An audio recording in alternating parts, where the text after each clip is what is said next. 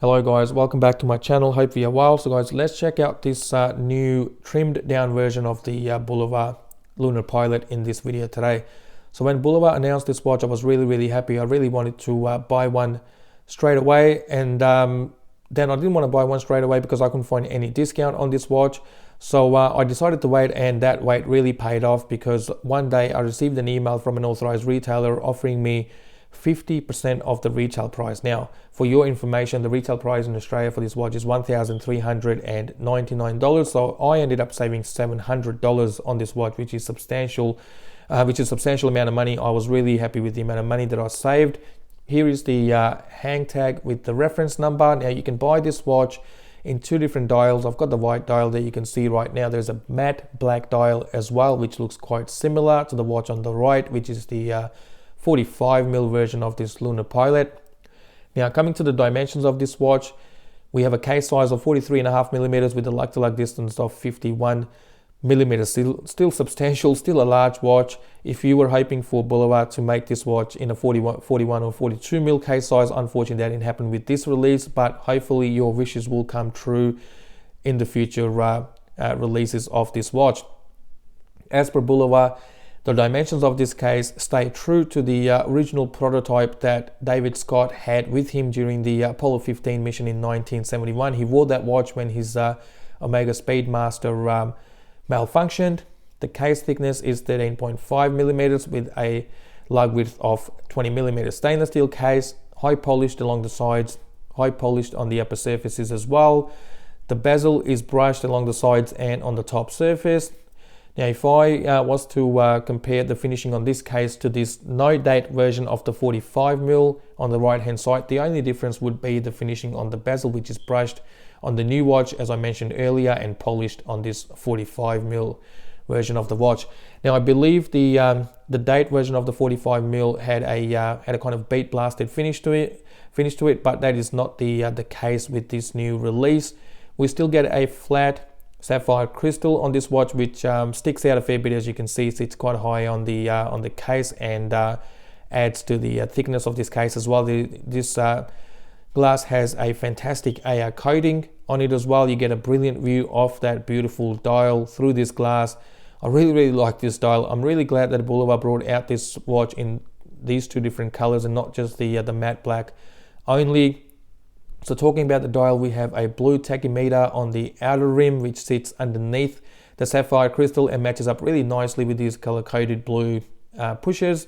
We have a minute track that sits beneath the center part of the dial. Then the center part of the dial has a really nice texture to it. We have Bulova underneath 12 o'clock, applied markers all around, 3 sub-registers recessed into the dial at 3, 6 and 9 o'clock. The sub-register at 3 o'clock measures down to 1/20th of a second. You get your seconds hand at 6 o'clock and a 60-minute counter at 9 o'clock. No date on this one, which again is true to the original watch as well. The prototype didn't have the date either. We do have lume on this watch too, so let me kill the lights and we'll quickly check the quality of the lume, which is quite decent, to be honest with you, especially considering this is a chronograph and not a diver's watch. So here you go, you can see the quality of the lume there, quite decent as I mentioned earlier. So Bulova has done a reasonable job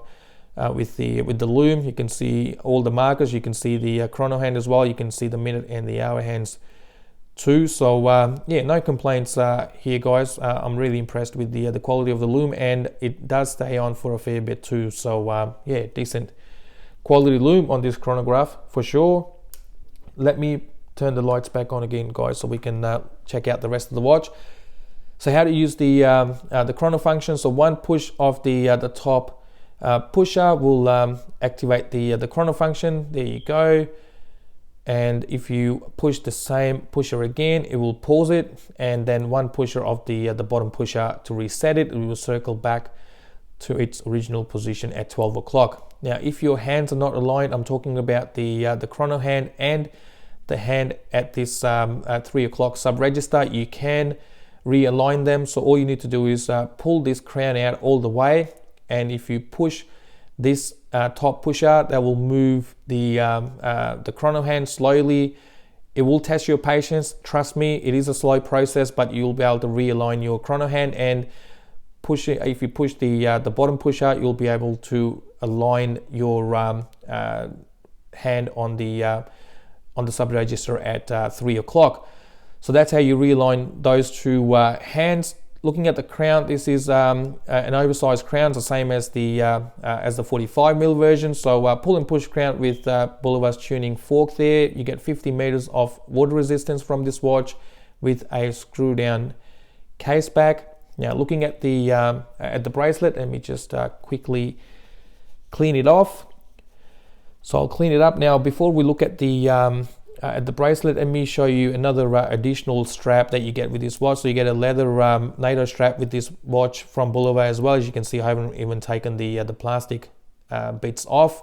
I haven't used this strap at all, but I'm planning to use this strap in the future. So a decent quality leather strap that you'll get with this watch as well, in case if you don't like the stainless steel bracelet, which is quite decent in my opinion, even considering the retail price. So you get a 20mm bracelet. It doesn't taper down, unfortunately, at all. As you can see, you get two kinds of finishing on this bracelet. So high polished on the center links and then brushing on the outer links. Solid end links with quick release option, really handy.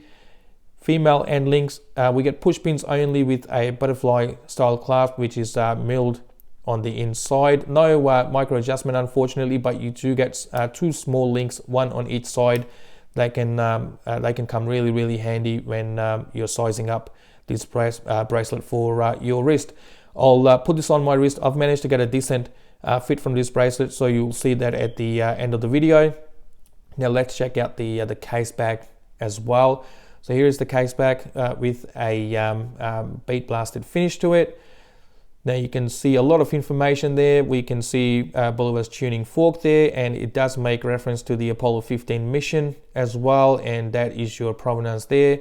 Around the side of the case, again, you can see a lot of information. You can see the reference number, and it makes reference to the quartz movement in there as well, sapphire crystal. So Bolivar uses the same high frequency quartz movement in this one, 262 kilohertz. That gives you that clean sweep of the chrono hand as well. Really high accuracy movement, which as per Bolivar has a stated tolerance of minus to plus 10 seconds per ear. So I'm really glad that Bolivar used the same movement in this one as well, because it is really accurate on the 45mm version of this watch that I have in my collection as well, and I showed you that earlier in the video.